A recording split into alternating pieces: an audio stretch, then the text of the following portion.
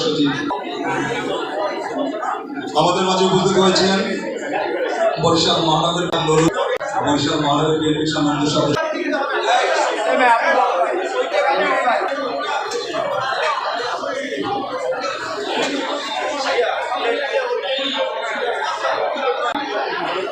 সংগ্রামী আহ্বায়ক রাজপথের নেতা জনাব মোহাম্মদ মনিরুজ্জামান খান ফারুক, আমাদের মাঝে সাধারণ সম্পাদক জনাব হাসানুল ইসলাম, সম্মানিত অতিথিবৃন্দ, আমাদের মাঝে উপস্থিত সবাই বসি।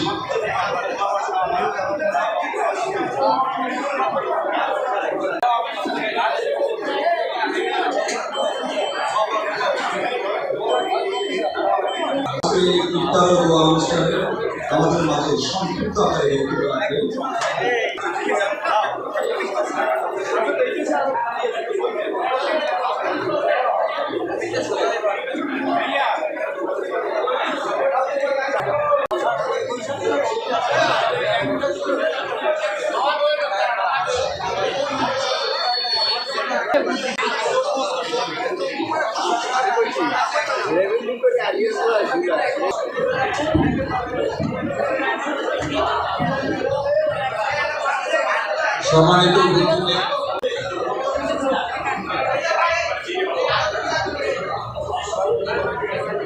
সম্মানিত অতিথিবৃন্দ, এই পর্যায়ে আমাদের মাঝে সংক্ষিপ্ত আকারে বক্তব্য রাখবেন বরিশাল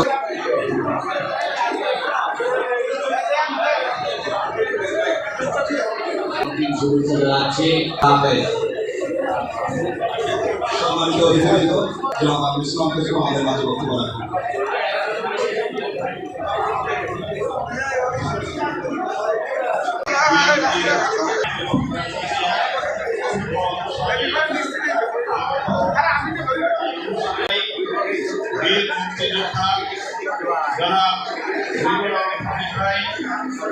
এখানে উপস্থিত রয়েছে সাবেক সাধারণ সম্পাদক সাংবাদিকবৃন্দ, প্রিয় সাথী ভাইরা, সময়ের স্বল্পতার কারণে কথা বেশি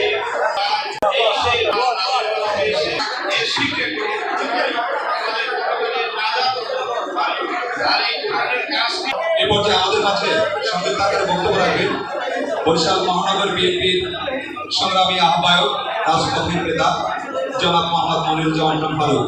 জনাব মোহাম্মদ মনিরুজ্জামান ফারুক আমাদের মাঝে বক্তব্য রাখবেন।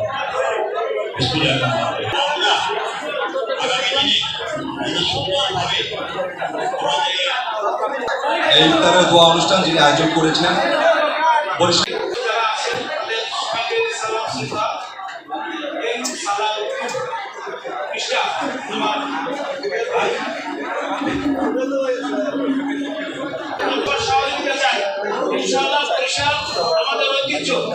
আমাদের ঐতিহ্যকে আমাদের ধরে রাখতে হবে।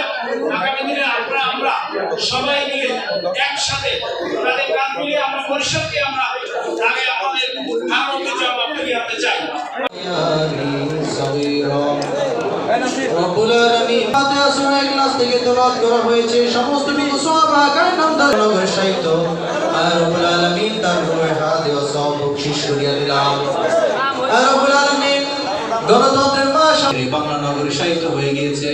আল্লাহ আপনি তাকে ভুল ত্রুটিগুলো আপনি ক্ষমা করে দেন, তাকে আপনি আপনার জন্য কবুল মঞ্জুর করিয়ে নেন। রব্বুল আলামিন আমন্ত্রিত হয়েছেন। আল্লাহ আপনি আল্লাহ তিনি দেশের মানুষের জন্য কাজ করতে পারে সে তৌফিক আপনি দান করিয়ে দেন।